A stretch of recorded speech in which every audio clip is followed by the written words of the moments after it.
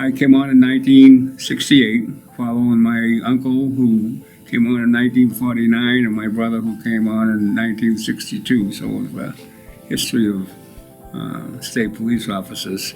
I have two cousins. One is still on the job. So we currently, we went from 1949 to current day. I started out in B Troop. I was assigned to SP leave for 3 years.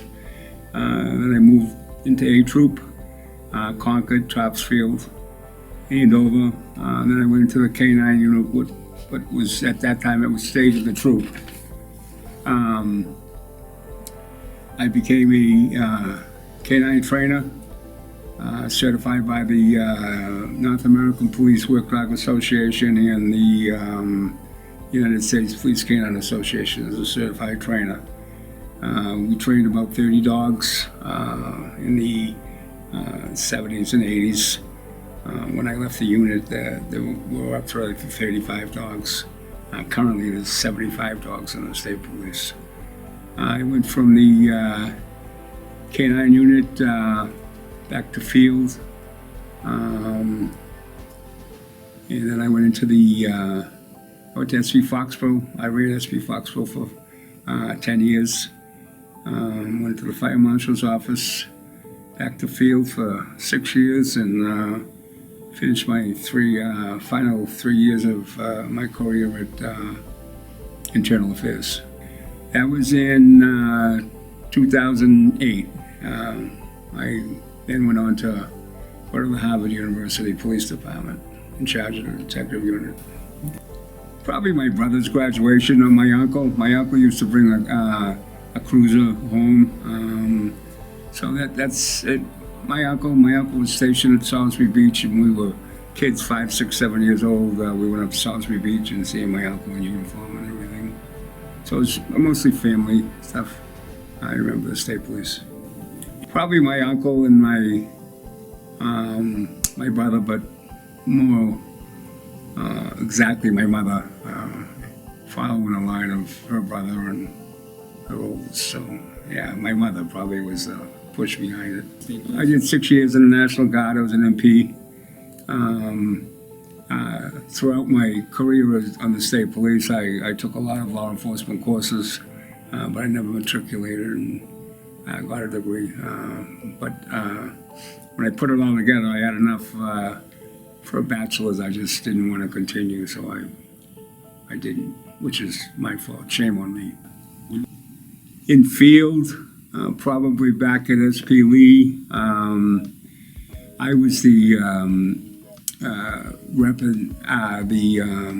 rape investigator or sexual assault investigator working with a policewoman, and for Lee, Russell, and Pittsfield, and then there was another trooper out of Northampton, Shelburne, and I had one rape where the young woman got raped, didn't report it. About 3 weeks later, she got raped again. Reported it this time. Very nice woman, but when they went to court and the defense attorney, he hammered her and made her look like she was a woman of the world and was out soliciting, and the subject that raped her was a good guy. Fortunately, we won in court, and to the best of my knowledge, last time I checked, which was about 4 years ago, he was adjudicated a sexually dangerous person and is still in jail. He had raped a lot of people, came forward after the press got out on this one. That was in field. World Cup soccer. There were 9 venues. The first time World Cup soccer would come to the country was in 1994. We worked with the Department of Defense. I was the lead. There was a commissioned officer over me. I was a staff sergeant or lieutenant at the time, but there was a troop commander over me. But I was the lead for all of the venues. And that year, that was the first World Cup soccer that they did not have a death attributed to any of the games in the country, and it was a first for any country in the world. So that was quite an accomplishment. Probably caused my divorce. They sent us all over the world to view different soccer games, and we started in 1992, and then it finished in 1994 when the World Cup soccer was over. Also at Fox, I things that were good, right? Also at SP Foxboro, when I took over there were between 9 and 15 fatal accidents on a stretch of Route 1 from the Walpole line to the Plainville line. It didn't have barriers or anything. And I was in a consortium with the surrounding local police departments, and we also worked with the school departments, the highway departments. And my last 2 years there, we went 23 months and 25 days without a fatal. Right before I left, there was a fatal. And that's before they put the barriers up. There's a lot of concentration on signing patrols to hammer Route 1. We rode with the locals departments, and even like Frank would even go down to Route 1 and work with us, and then would work on Frank. It's a consortium. We got a large grant out of it for computers and different communications. So that was a pretty good accomplishment. Now they have barriers up there, but they didn't have them in that time. In charge of the fire marshal's office of the Worcester Fire, and that was a real difficult one for my people that were investigating. We were all there. Usually at a big fire, I bring in the whole team. In the Worcester Fire, I brought in all teams, all 4 teams, north, east, south, and west. And we worked 4 or 5 days in hand with the fire department. But because we were looking at criminal charges, it had to be an investigator being part of the digging and everything. And we finally found, after 4 days, we found all of the bodies, patched everything together. But the building had there were 2 homeless people that were living in the building, and they were the cause of the fire because of negligence. And we wanted to charge them. We wanted to get enough evidence to charge them. The last couple of hours, we had one more wall we were excavating, and the wall fell on top of me. Ended up in a hospital in Worcester. But we charged the people, and we did not get a conviction, but at least we tried. But it was very draining on the officers because all the Worcester guys knew all the firefighters. Some of them had grown up.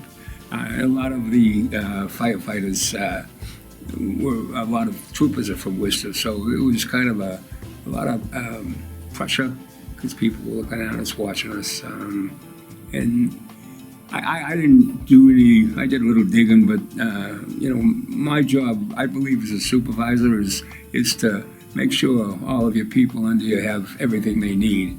They shouldn't be looking for paperwork. They shouldn't be looking for lunch. That stuff you should get for them, and that's kind of what I did at the Worcester Fire. And we brought in the stress unit, but still today I talk with some of the guys, and it was a tough fire for them. It started, actually, Canine came to the state police because of the prison riots back in 1973. There were a bunch of prison riots, and at one point the state police used the MDC dogs. And Colonel Merger was not very happy about that, so he told the captain of the troop or someone to get our own canine. So 4 of us went to a 3-week miracle canine academy. Dogs were awful. They'd bite anything, but that's all they'd do. We taught them to track, but they were just very vicious dogs, and we spent most of our time just calming them down. But from then, we joined different associations, myself and Dennis Petulli, and we learned a lot about canine. Dennis was a canine handler in the Air Force.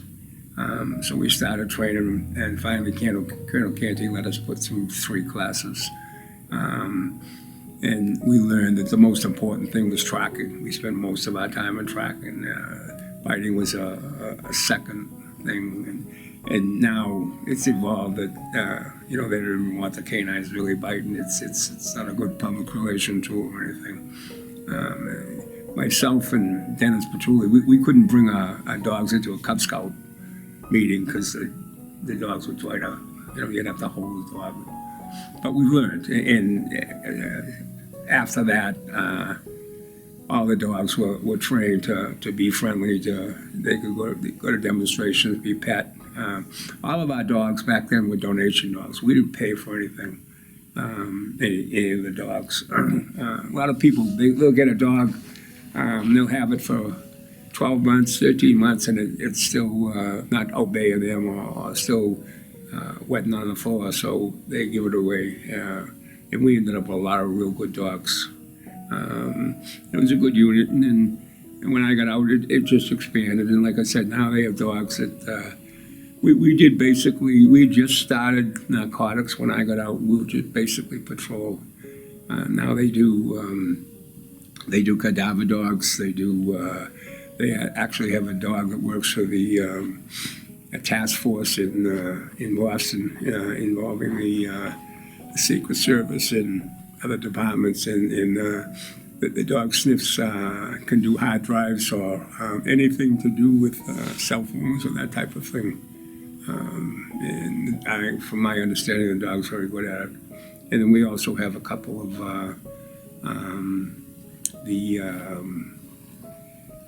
comfort dogs, they call them. The state police, we started, canine was my brother was a bloodhound handler. Back then everybody was. If the regular bloodhound guy was on a day off, they'd just call a patrol and he'd take the bloodhound out in the search. And then when we came about with the patrol dogs, the bloodhounds went out of service. Occasionally, a canine handler would get a bloodhound and they'd train it, and it would have limited use. Now there's the state police have 2 plot hounds. They're a very, very smaller version of bloodhound. Their olfactory senses are equal to the bloodhound. And they're training them for patrol dogs. They do everything but bite. They're not trained to bite, but there's the 2 of them they have now are the cadaver dogs. The cadaver dogs also can be used with the Marine unit. They'll go in a boat, and they can actually smell the scent of the decomposing body coming up from the water, and that's been successful also. Our bomb squad, which I was the supervisor of, we trained them in reconstruction of scenes and everything. And one of the first reconstructive scenes that we had in Massachusetts is a young woman that was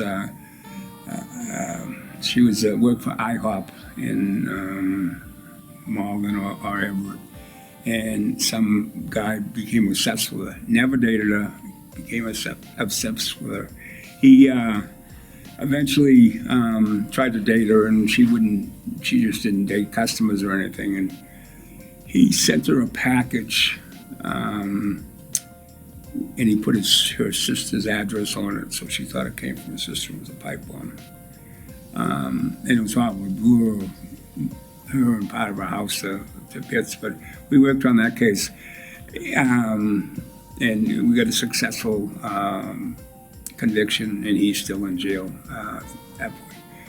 A lot of the fatal fires that were crimes, the district attorney's office would just follow along, would let us do our thing as far as the fire investigation. And then once we had the person arrested, or they'd arrest the person with us, we did all the digging and putting all the information and that type of stuff together. So it was a good working relationship with the different district attorney's offices. I mean, I enjoyed the 3 major things I did was canine, fire investigation unit, and SP Foxboro. I love Foxboro. It was the busiest station in the state. Our activity at a monthly basis was equal to any troop, the whole troop. One barracks was equal to the whole troop. And that was standard for about 3 years. Yeah, but again, you know, the fire marshal's office was, I learned a lot. My uncle, who retired before the rank structure changed, but he was the captain of detectives for all the state police, equal now to the colonel in charge of investigative services. And he always thought I should go with the fire marshal's office. He enjoyed that the most when he switched over he was an instructor at the academy, and then he went into he took the tests and became a lieutenant detective and was doing fires for a couple of years. And there's a lot to it. It's the regular, your typical homicide investigator. He goes to a scene, and he knows it's a murder. You know, there's a gun, smoking gun or something, but the fire, first of all, you got to figure whether it was an accidental fire or it was a set fire. And then when you find it's a set fire, you've got to now investigate and find out who did it. Tons of interviews, tons of talking to people, figuring things out. So I enjoyed that. So I didn't really answer you. And obviously, one of my loves is canine. I did it for 10 years. I didn't realize how much I missed it until we did a project here at the museum. We're going to do a feature for every two or 3 months. We're going to have a different feature, and they started with canine because I was here and I said I'd do it. And I went and met with the current, the two canine trainers, and they had a class going through, and it was just, I really loved it. I really enjoyed it. So I didn't answer your question. No, you didn't. I knew the academy was going to be hard. I had been to, my uncle was an instructor at the academy, and when I was a 10, 11, 12-year-old, I used to stay at his house on weekends and stuff. And our academy back then was Quonset huts, one squad bay. We had 50 guys in the squad bay, and so I knew it wasn't going to be easy. So I was in shape.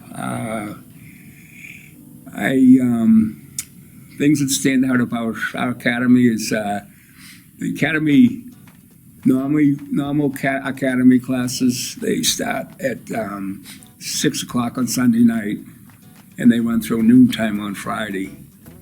We had an incident involving a squad leader who pushed somebody in the squad, and a person in the squad decked him. He was a Golden Gloves boxer. We wouldn't talk about it. We wouldn't tell them what happened. So they said, well, we needed more time at the academy. So for about, I think I was 16 weeks. And for probably half of that, we had to be back at noontime on Sunday, and we didn't leave till 5 or 6 o'clock on Saturday night. And they did dismiss the person that was Golden Gloves boxer, but he came back a couple of days later, or a day later.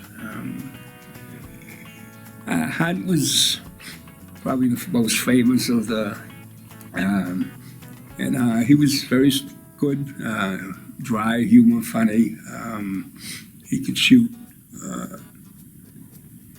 We were going to the range, and he used to drive the bus, and he was a firearms instructor along with Bob Dunn, I think Bob Dunn and a few others, but off the bus, and back then we learned most of our shooting was 50-yard line. They don't even do that now because they find that most shootouts are within 10 yards. So he got off the bus, we started piling off, and there was a pheasant 50 yards down at the end of the firing line.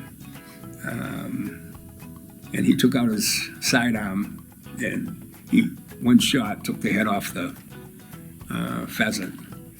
He was used by the Warren Commission to when they were reproducing the shot that was taken to kill Kennedy, and he was one of the marksmen that they used. So he was a good shot. But I remember all my classmates. Back to a while ago, maybe 2 years ago, 3 years ago, we had a reunion.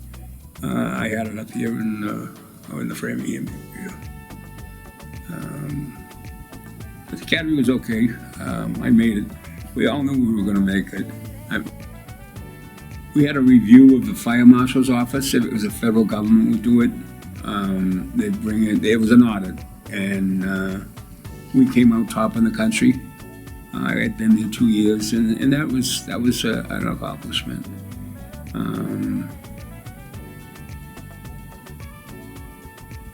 I mean, I was proud of a lot of stuff. Foxboro barracks, the fatalities that we stopped for, and all these things. I didn't accomplish any of them. I was just there to help put it together. It was all done by good people that like to work hard, and I try to reward them as best I could. But it was just again I say the wish to fire this and the canine this, but it's all a bunch of good people working together. Okay. I can't say enough about what a great job it was. I had a fantastic career. I was real lucky with all the exposure I got, and it was a good place to be. It's a great job, but all my accomplishments were not my accomplishments. They were team accomplishments. And I think that team concept, everyone says your team, this team, and I think that's stupid, but it's kind of true. And, a successful leader has a good group that works with them. And that's, people worked hard and made me look good.